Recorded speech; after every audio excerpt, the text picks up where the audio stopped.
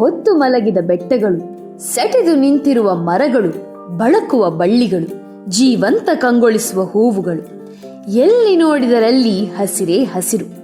ಹಸಿರೇ ಉಸಿರಾದ ನಾಡು ಮಲೆನಾಡು.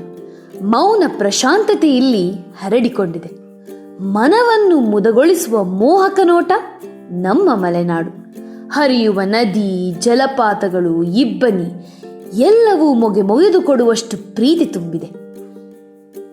ಮಲೆನಾಡಿನ ಮಡಿಲು ಯಾವ ಕಾಡ ಅಬ್ಬರ ಇಲ್ಲದೆ ಹೃದಯವರಳುವ ತಾಣ.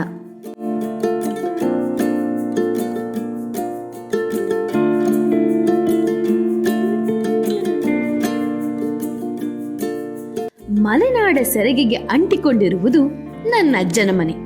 ಇದನ್ನ ಅಜ್ಜನ ಮನೆ ಹೇಳಿ, ಅಜ್ಜಿ ಮನೆ ಹೇಳಿ, ಇಲ್ಲೊಂದು ಪ್ರೀತಿಯ ತೊಟ್ಟಿಲು ಯಾವಾಗಲೂ ತೂಗುತ್ತಲೇ ಇರುತ್ತದೆ. ಮೊಮ್ಮಕ್ಕಳು ಮಕ್ಕಳು ಮನೆಗೆ ಬಂದಾಗಲೆಲ್ಲ ನಮ್ಮನ್ನ ಮೈಮರೆಸಿ ಬಿಡುತ್ತದೆ. ಅಜ್ಜನೆಂದರೆ ಒಂದು ಮೌನ, ಒಂದು ಪ್ರೀತಿ, ಸರಳತೆ. ಅಜ್ಜ ಕೆಲಸಕ್ಕೆ ಹೊರಟಾಗ ಅಜ್ಜನ ಜೊತೆ ನಾನು ಕೆಲಸಕ್ಕೆ ಹೋಗಬೇಕು ಎಂಬ ಆಸೆ ಉಂಟಾಗುತ್ತದೆ. ಅಜ್ಜನಂತೂ ಅಡಿಕೆ ಕಾಯಕದಲ್ಲಿ ಸದಾ ಮಗ್ನ. ಅಡಿಕೆಯಲ್ಲಿ ಒಂದು ವಾಣಿಜ್ಯ ಬೆಳೆಯಷ್ಟೇ ಅಲ್ಲ, ಅದೊಂದು ಜೀವನ ಧರ್ಮ. ವೀಳ್ಯದೆಲೆ ಅಡಿಕೆ ಇಲ್ಲದೆ ಮಲೆನಾಡಿಗರ ಜೀವನವೇ ಇಲ್ಲ.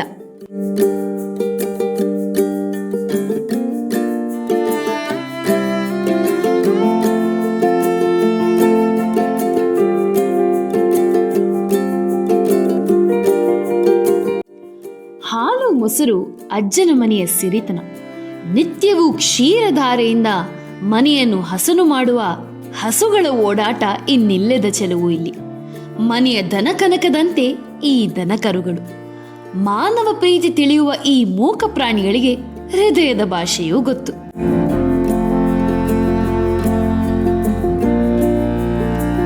ನೂರಾರು ರೀತಿಯ ಕ್ರಿಮಿಕೀಟಗಳು ಇಲ್ಲಿಯ ಜೀವನದ ಜೊತೆ ಸಂಗಾತಿಗಳಂತೆ ಬದುಕುತ್ತವೆ.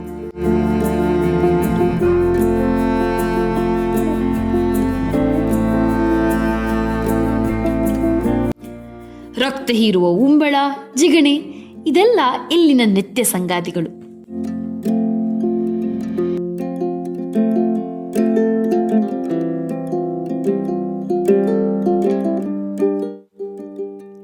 ನಾಯಿ ಜೊತೆಗಿನ ಬಾಂಧವ್ಯ ಯಾವ ಸಂಬಂಧಕ್ಕೂ ಹೋಲಿಕೆಯಾಗದು.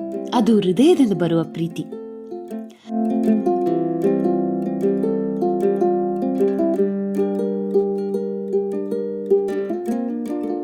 ಮಲೆನಾಡಿನ ಹಸಿರು ಪ್ರಕೃತಿಯ ಪ್ರತಿ ನೋಟವು ಕಣ್ಣುಗಳಿಗೆ ಹಬ್ಬ.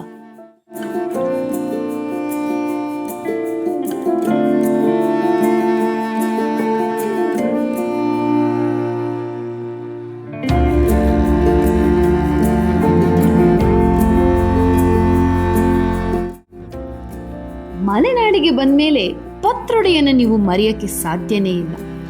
ಅಜ್ಜಿಯ ಕೈಯಲ್ಲಿ ಪತ್ರೊಡೆ ಗಮಗಮಿಸುವ ರೀತಿಯೇ ಸೋಜುಗ. ತೋಟದಿಂದ ಅಜ್ಜ ತಂದ ಪತ್ರೊಡೆ ಎಲೆಗಳು ಅಜ್ಜಿಯ ಕೈಯಲ್ಲಿ ಅರಳುವ ರೀತಿಯೇ ರೋಚಕ. ಎಲೆ ತುಂಬ ಹಿಟ್ಟು ಹರಡಿ ಅದನ್ನು ಮಡಿಚಿಕೊಡುವ ರೀತಿ ಅತಿ ಸುಂದರ.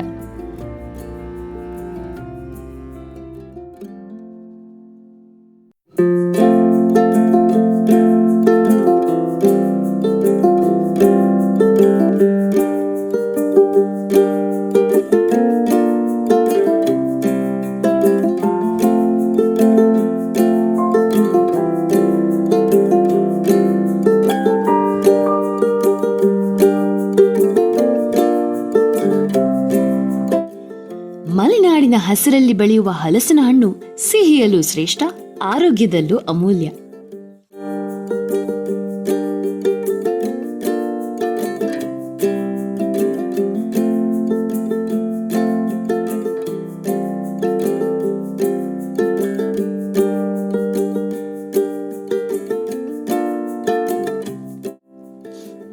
ಹತ್ತಾರು ಹಲಸಿನ ಮರಗಳು ತುಂಬಿರುವ ಈ ಅಜ್ಜಿ ಮನೆಯಲ್ಲಿ ತರತರದ ಹಲಸಿನ ತಿಂಡಿಗಳು, ಹಲಸಿನ ಕಡುಬು, ಚಿಪ್ಸು, ಹಪ್ಪಳ, ಮುಳುಕ್ನ ಎಲ್ಲವೂ ಹೊಸ ರುಚಿ.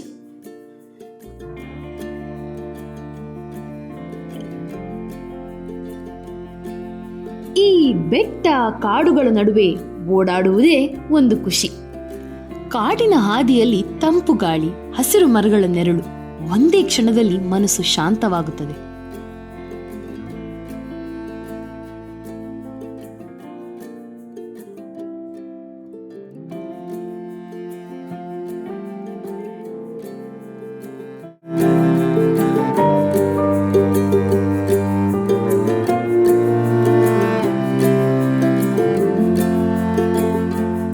ಅಡಿಕೆಯ ಮರಗಳನ್ನು ಎಣಿಸುತ್ತಾ ತೋಟದಲ್ಲಿ ಸಾಗುತ್ತಾ ಹೋದರೆ ಒಂದು ಕಡೆ ಖುಷಿ, ಇನ್ನೊಂದು ಕಡೆ ಅಡಿಕೆಯ ಮರಗಳಿಗೆ ಮಳೆಗಾಲದಲ್ಲಿ ಔಷಧಿ ಹೊಡೆಯುವ ಕಾರ್ಯ ತುಂಬಾ ಪರಿಶ್ರಮದ್ದು.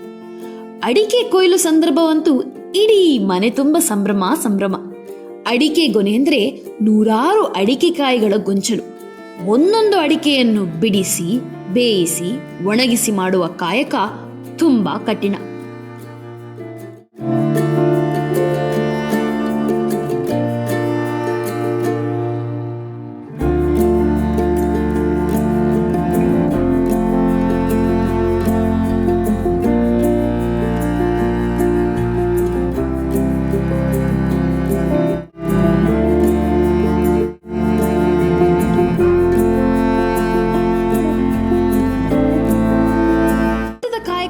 ಸುಸ್ತು ಹೊಡೆದ ಜೀವಿಗಳಿಗೆ ಸಂಜೆ ಹೊತ್ತು ಈ ಪಗಡೆ, ಚೆನ್ನೆಮಣೆ ಆಟಗಳು ಮಕ್ಕಳಿಗೆ, ಹಿರಿಯರಿಗೆ ಒಂದು ಮನೋರಂಜನೆಯೂ ಹೌದು.